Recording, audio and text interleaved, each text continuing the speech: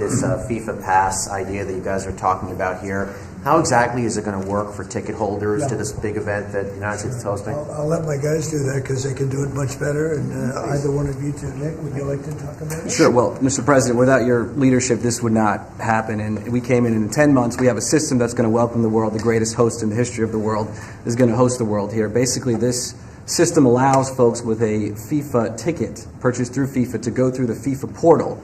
That is then going to get prioritized with the State Department, so that those appointments are going to be had before existing appointments, so that people, when they buy tickets, they have confidence that they're going to be able to come to the games and spend their money and travel this country and do all the things that they want to do and enjoy the game. So it's an incredible vision that the president executed here. Within 10 months, we started with really not that much. And so this whole team here, with the president's guidance, has made this possible. It's going to be the greatest games in the history of the world. Okay, do you have that? Yes, yes. Not too Mr. President, Daniel, please. Daniel? Mr. President, you were talking about the economic impact of this. Billions and billions of dollars. This builds on the framework and the groundwork that you've built already up for a major year in 2026. Deregulation, energy independence, tax cuts, historic amounts of private sector investments. What do you envision for the 2026 economy when this event comes to town next year, too, on top of everything else? Yeah, it's just a huge economic boon to this. You know, we had a little shutdown that was caused by the Democrats, and this will make up for it many times over, so that's good. But I think it's the importance of the event all over the world. The world is watching, and it really is. It's like having, many Super Bowls, actually. Each game is almost a Super Bowl. Some of them are, I guess you could say, bigger than Super Bowls. I guess when you get to the finals, it's of that level or more. Much more. Worldwide, I think it's got to be more. So that's great. When Johnny and I made the deal, I never thought I was going to be president because I was supposed to be retired by that time. And I got a little lucky. So I'm very honored to have it. And we have the Olympics coming, too. That'll be great. And the 250 is going to be right out on the lawn. You're going to have a UFC event with Dana White and his people. He's going to have the greatest card they've ever assembled. I was talking to Dana White the other day, and they're going to have the greatest card they've ever assembled, Johnny. So you'll be sitting up there with me, Darren. We'll be watching it. So right opposite the front door of the White House. It's going to be on June 14th. So it's really going to be an amazing period of time. But this is something very, very special. World Cup. All my life I've heard about it. Yep. Mr. President, I have a question about Venezuela, but can I just first ask, the health of the president's always news. Your voice sounds a little rough. Are you feeling all right? I feel great. I was shouting at people because they were stupid about something having to do with trade in a country, and I straightened it out. But I blew my stack at these people.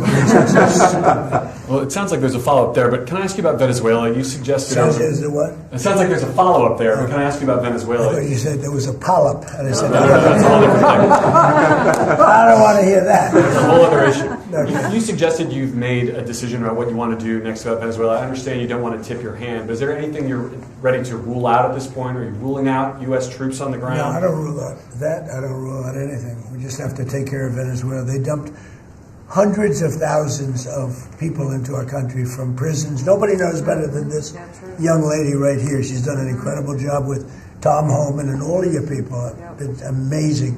We have a tight border right now. Nobody comes in.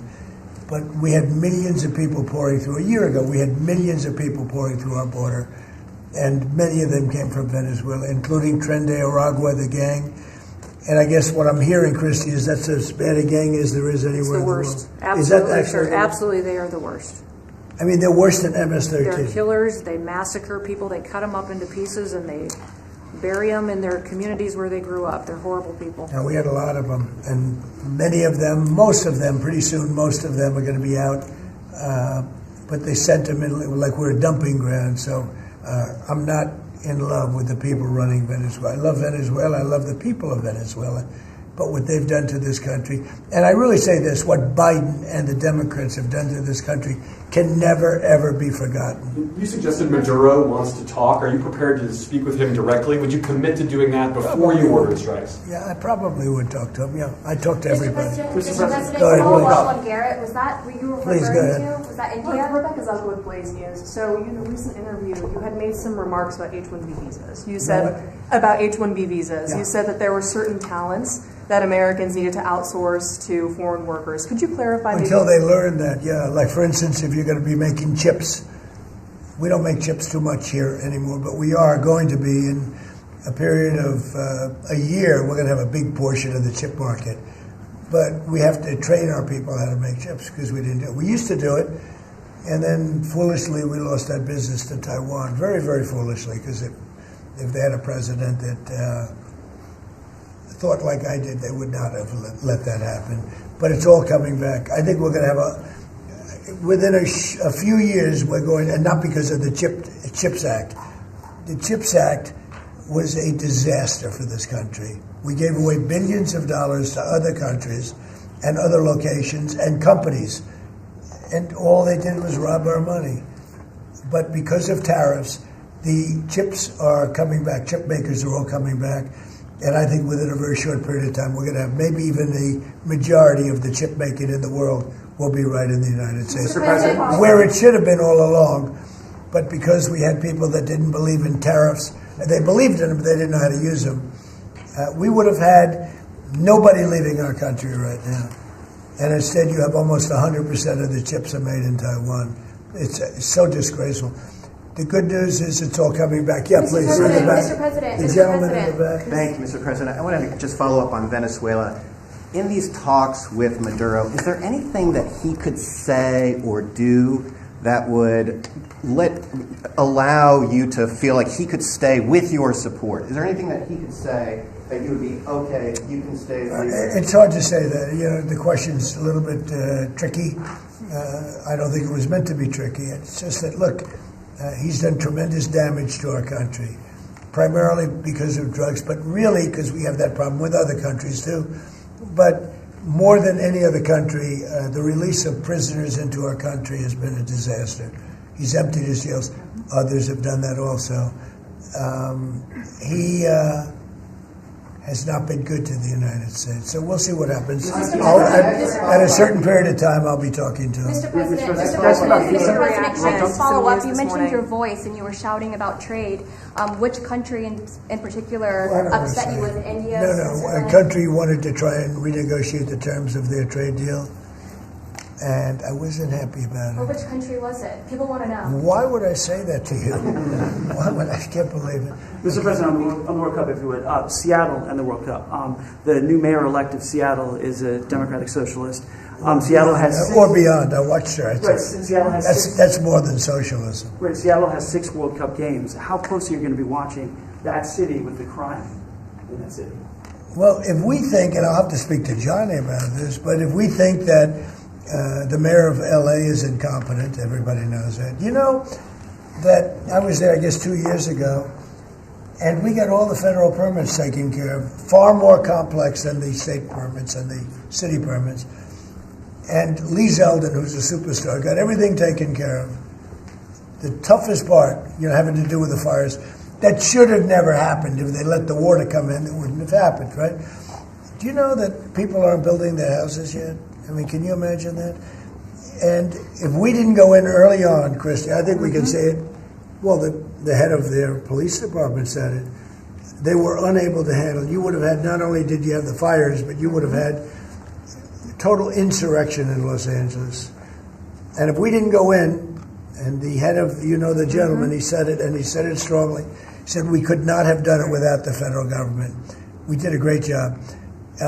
If we think there's going to be the sign of any trouble, I would ask Johnny to move that to a different city. We have a lot of cities that would love to have it number one, and we'll do it very safely. So if we think there's a problem in Seattle where you have a very, very liberal/communist mayor, I would say, it's certainly beyond just liberal. I watched her over the weekend. Wow, that's another beauty we got there. But if we think there's going to be a problem, Johnny, can I say we will move? I don't think you're going to have this problem. but we're going to move the event to some place where it's going to be appreciated and safe. Yeah, well, I think safety and security is the number one priority for a successful World Cup. We can see today that people have trust in the United States when we see at the ticket sales. We sold, record-breaking figures of tickets, almost 2 million already sold out of 2 million that we have been selling. This is because people, they know that they will be coming here and they will experience a safe and secure World Cup. This is the responsibility, of course, of the government, of Secretary Norm, of everyone, and obviously we will. We will discuss. We are working together. We have a task force for this, and we must ensure that all fans coming from abroad or being here, they can experience a celebration of coming together of the sport. And this goes only with 100% safety. We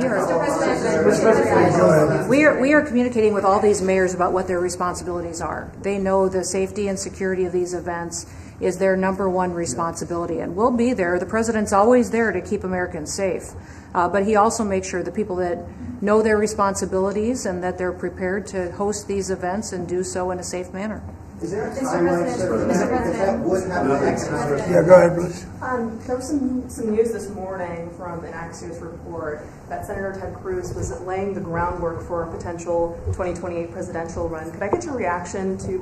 Could you see yourself supporting Senator? Well, he's a friend of mine. I haven't spoken to him about it. It's a little early. It's 3.25 years. It's a long time, but he's a very good guy. He's a very good friend of mine. You remember we had quite a campaign against Ted, and it worked out quite nicely. Let's see, where are we? Oh, we're in the old one.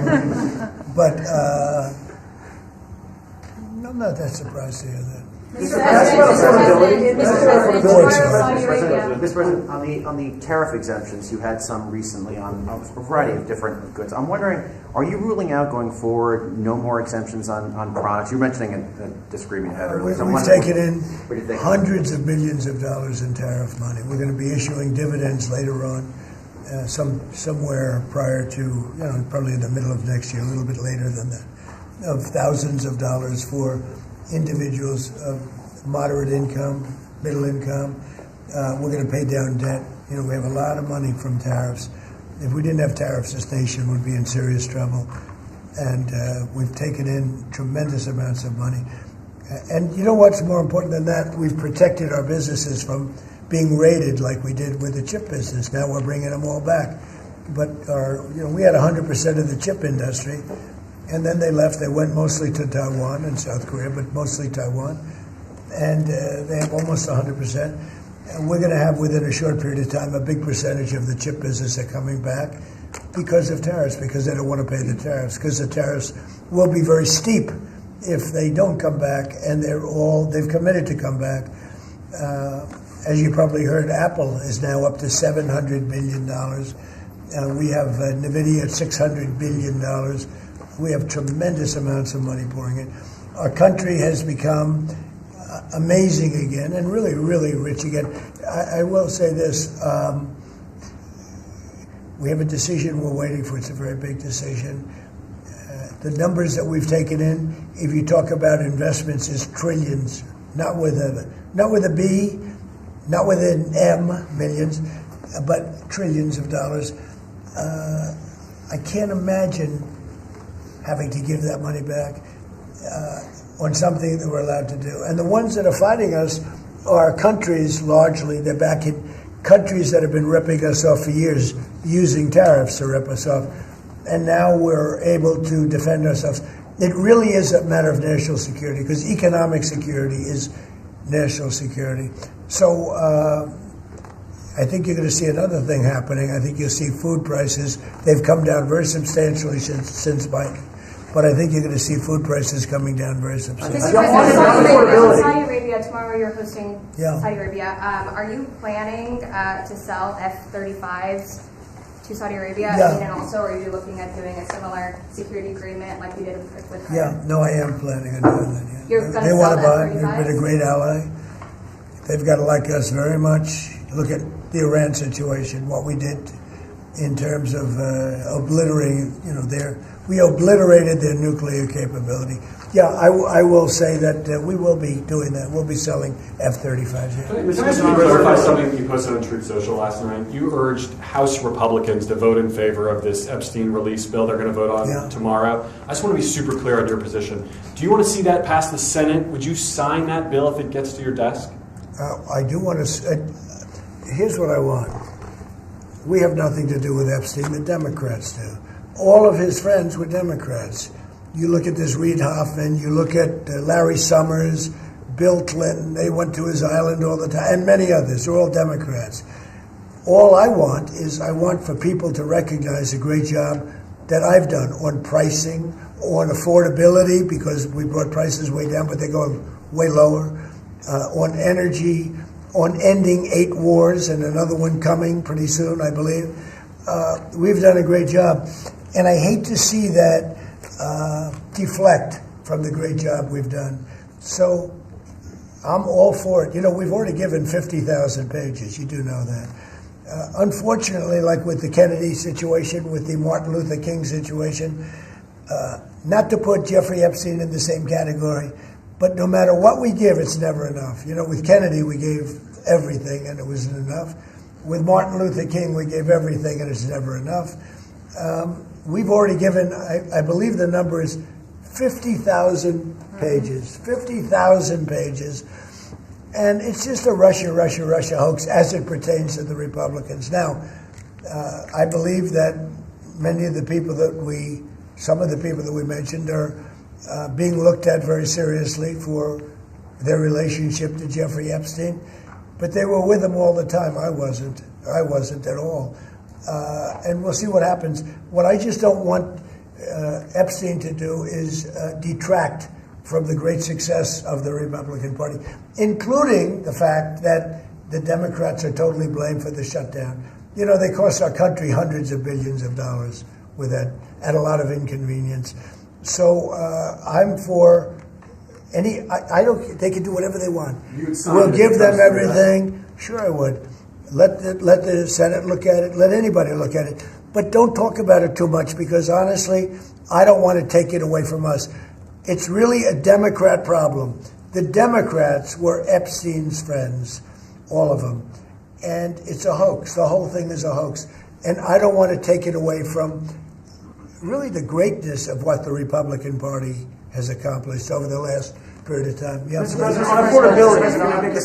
shutdown is now over, and administration officials had said when the shutdown ends, they'll reevaluate the farmer relief. Now we have the deal with China. So is the administration still looking to dish out farmer relief now that the government is back open? Yeah, we want to. I'm always going to help our farmers. So are you still looking to do I would relief? do that, yeah. If they need relief, we'll be there for them. We're going to always be for our farmers. So what are you waiting Yeah, for? please, in the back. Mr. President, just speaking of the economic impacts of FIFA and possibly moving to another city, some games if you feel it's crime, is there like a timeline that you would do that? Because these cities, there's sponsorships, there's economic impacts for these communities. Sure. Is there Well, the governors are going to have to behave, the mayors are going to have to behave. In the case of California, you have a problem.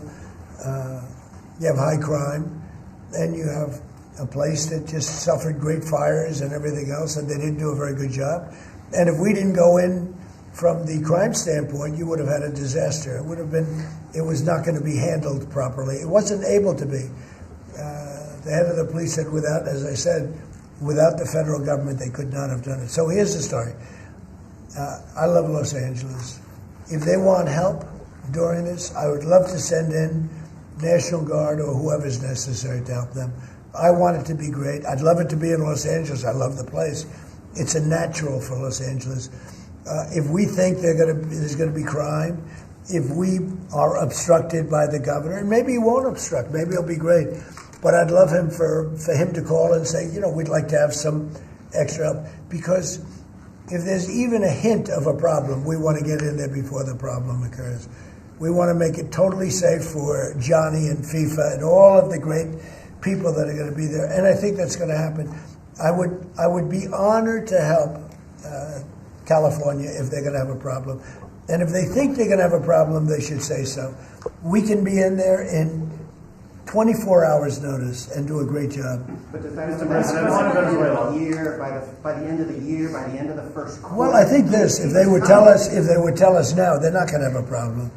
Because if we go in, they don't have a problem. Look at D.C. There's no crime in D.C. anymore, and D.C. was a mess. If they want us to go in, I'd like them to tell us right now.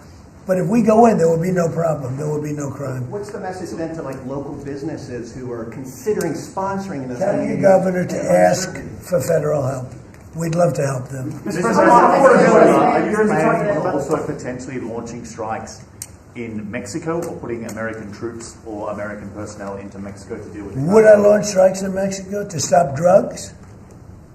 It's okay with me. Whatever we have to do to stop drugs. Mexico is... Look, I looked at Mexico City over the weekend. There's some big problems over there. If we had to, would we do there what we've done to the waterways? You know, there's almost no drugs coming in through our waterways anymore. Isn't it down like 85%? It is, sir. Absolutely. I don't know who the 15% would be. Yep. It wouldn't be you. No, that's for sure. No, I think it's been... Tons and tons of you would say drugs. that's a big signal. Absolutely. We have almost no drugs coming into our country by the sea, by, the waterways. And you know why, okay? I mean, it's pretty obvious. Would I do that on the land corridors? I would absolutely. Look, every boat we knock out, we save 25,000 American lives. Not to mention the destruction of families. These families are decimated forever. The mother, the father, the children, they never recover really from it. When you lose somebody like the way they live, if you lose them, but the way they die is horrible. Is it something? So when we knock out a boat and we save 25,000 lives, that's great. Now, do I feel the same way about the corridors that they use? We know every one of them. We have every one of those corridors under major surveillance.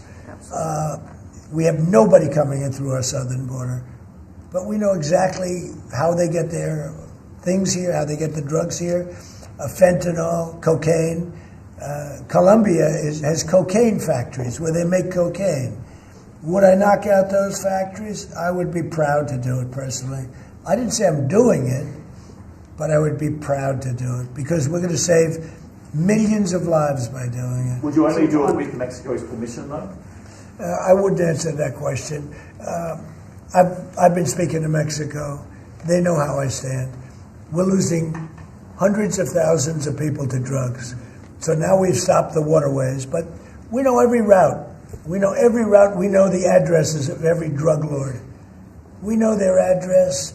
We know their front door. We know everything about every one of them. They're killing our people. That's like a war. Would I do it? I'd be proud to. I'd probably go into Congress and say, hey, and you know what? The Democrats and the Republicans would both agree, unless they're crazy. And they are a little crazy on the Democrat side. But we have lost hundreds of thousands of people a year, death. And that's not talking about family destruction, that's talking about death.